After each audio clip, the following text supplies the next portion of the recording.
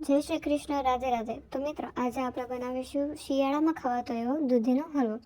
તો સૌપ્રથમ આપણે અહીં 250 ગ્રામ દૂધી લીધી છે. તો પહેલાં આપણે એની આવી રીતે છાલ ઉતારી લઈશું દૂધીની.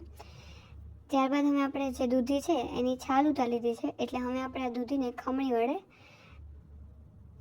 એના નાના નાના છીણ બનાવી લઈશું. તો હવે આપણે એને ખમણીથી છીણી લઈશું. હવે આપણી જે આ દૂધી છે એ એકદમ સરસ મજાની છીણાઈ ગઈ છે. એકદમ નાના નાના ટુકડામાં આપણે એને છીણી લીધી છે. આપણે 250 ગ્રામ દૂધ લીધું છે, એને આપણે ગરમ કરી લઈશું. હવે અહીંયા આપણે એક લોયું લીધું છે, એમાં આપણે 2 ચમચી જેટલું ઘી ઉમેરશું અને ઘીમાં આપણે જે દૂધી છીણેલી છે એને આપણે થોડી વાર શેકશું. 5 મિનિટ સુધી આપણે દૂધીને શેકવાની છે. તો અહીંયા આપણે હવે આ ઘી એડ કરી દીધું છે અને એમાં આપણે જે દૂધી છે છીણેલી એ પણ એડ કરી દઈશું. આ દૂધ આપણું અહીંયા હવે ગરમ થઈ ગયું છે. હવે થોડી વાર માટે આપણે આ જે દૂધી છે એને શેકશું. 5 મિનિટ સુધી દૂધીને શેકવાની, કે જેના લીધે જે દૂધી છે એ એકદમ પાકી જાય અને સરસ રીતે ચડી જાય, કે કાચી પણ ન લાગે અને એનો સ્વાદ પણ સરસ આવે. એટલા માટે આપણે હવે એને થોડી વાર માટે શેકશું. એકદમ સરસ મજાની શેકવાની છે, ફરતી ને વચ્ચે ને બધી જગ્યાએ, નીચે ક્યાંય ચોટે નહીં એનું ધ્યાન રાખવાનું. અહીંયા આપણે દૂધી એકદમ સરસ મજાની શેકાઈ ગઈ છે. તો હવે આપણે જે ગરમ કરેલું દૂધ છે એ એડ કરી દઈશું. આપણે ગરમ દૂધ એટલા માટે કરીએ કે ગરમ દૂધ હોય તો આપણે માવો નાખવાની કશી જરૂર નથી અને એનાથી દૂધમાં થોડીક નાની એવી કણીઓ પડે, કે જેનાથી સ્વાદ પણ બહુ સરસ આવે અને માવાની પણ કોઈ જરૂર નથી રહેતી. એટલા માટે આપણે દૂધને ગરમ કરીને એડ કરીએ છીએ.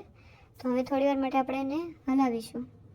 અહીંયા આપણે 250 ગ્રામ જેટલું દૂધ લીધું છે, તો એ પણ આપણે એડ કરી દીધું અને હવે થોડીક વાર માટે 10 મિનિટ સુધી એને હલાવશું. જ્યાં સુધી એકદમ ઘાટું ન થઈ જાય ત્યાં સુધી આપણે એને એકદમ હલાવ્યા રાખવાનું. નીચે કે આજુબાજુમાં ક્યાંય ચોટે નહીં એનું ખાસ ધ્યાન રાખવાનું. તો અહીંયા આપણે ડ્રાયફ્રૂટ અને ખાંડ લઈ લીધી છે. ખાંડ આપણે જેટલું મીઠું ખાતા હોય એ પ્રમાણે એડ કરી શકાય. કોઈ વધુ ખાતા હોય કે કોઈ ઓછું ખાતા હોય, તો જેને જેવું સ્વાદમાં ભાવતું હોય એટલું એડ કરી શકાય. અને જ્યારે આપણે હલવામાં ખાંડ એડ કરીએ ત્યારે જે હલવો હોય છે એમાં જે ખાંડ હોય છે એ થોડુંક પાણી મૂકે છે, કે તમે જોઈ શકો છો કે જે આપણું ઘાટું થયું હતું એ હવે ફરી પાછું થોડુંક ઢીલું થઈ ગયું છે. તો હવે આપણે જ્યાં સુધી એ પાછું એકદમ ઘાટું થાય ત્યાં સુધી એને હલાવશું. અને તમે એ પણ જોઈ શકો છો કે આપણે જે ગરમ કરેલું દૂધ એડ કર્યું તો એના લીધે હલવામાં નાની માવા જેવી કણીઓ પડેલી છે.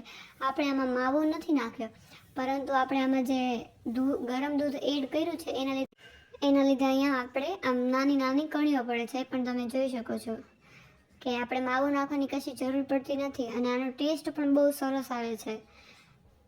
તો હવે આપણો હલવો 5-10 મિનિટમાં તૈયાર થઈ જશે. 5 મિનિટ જેટલું જ થશે, એટલે હવે 5 મિનિટ સુધી આપણે એને હલાવશું, કે જેનાથી નીચે કે ક્યાંય ચોટે નહીં અને બધું એકદમ એકરસ થઈ જાય. જે આપણે ખાંડનું પાણી જે છે એ પણ એકદમ ઘાટું થઈ જાય, મિક્સ થઈ જાય.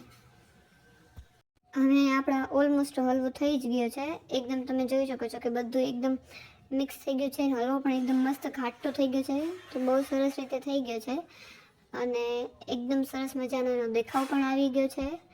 અને હવે આપણે એને 2 મિનિટ સુધી તોય આપણે એને હલાવીશું, કે જેનાથી બધું એકદમ મિક્સ થઈ જાય, એકદમ ઘાટું, એકદમ કઠણ જેવું થઈ જાય. ઓકે, તો હવે આપણે એને 2 મિનિટ સુધી રાખશું. હવે એમાં આપણે જે ડ્રાયફ્રૂટ લીધેલ છે એ પણ આપણે એડ કરી શકીએ. ડ્રાયફ્રૂટ પણ જેને જેટલો ટેસ્ટ ભાવતો હોય, એ કોઈને વધારે ડ્રાયફ્રૂટવાળું ભાવતું હોય, કોઈને ડ્રાયફ્રૂટ વગરનું પણ ભાવતું હોય, તો જે પ્રમાણે જેનો સ્વાદ હોય એ પ્રમાણે એ એડ કરી શકે છે. કે જેટલું તમને ભાવતું હોય એટલું તમે મીઠું કરી શકો, એટલું તમે ડ્રાયફ્રૂટ પણ એડ કરી શકો. અને હવે આપણો જે આ હલવો છે એ એકદમ બનીને તૈયાર થઈ ગયો છે. એકદમ તમે જોઈ શકો કે એકદમ ઘાટો થઈ ગયો છે અને દેખાવ પણ સરસ આવી ગયો છે અને બધું એકદમ મિક્સ પણ થઈ ગયું છે. તમે જોઈ શકો છો કે આ દૂધીના હલવાનો દેખાવ પણ આટલો સરસ આવે છે અને આ ટેસ્ટમાં પણ ગાજરના હલવા કરતાં પણ આનો સ્વાદ થોડોક વધારે જ સારો આવે. તો મિત્રો, તમે પણ આ રેસીપીને એકવાર ટ્રાય કરીને જોઈ શકો છો. અને જો વિડીયો ગમ્યો હોય તો લાઇક, શેર અને ચેનલને સબસ્ક્રાઈબ કરવાનું ભૂલે નહીં, જેથી તમને અમારા અવનવા વિડીયો મળતા રહે. જય શ્રી કૃષ્ણ, રાધે રાધે.